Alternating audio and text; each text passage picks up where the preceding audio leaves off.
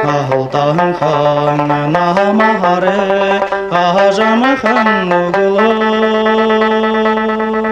Ozağın boğayım Urunda gardolan Şamedodan Uğurdan ejdoran Eryego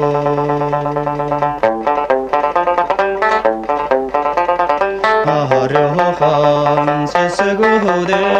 Hagdar halı yedi Ahadare barrano Uylan goynigla khada Meğuza khada Ahala handoran Eryego Ehedar handoran Eryego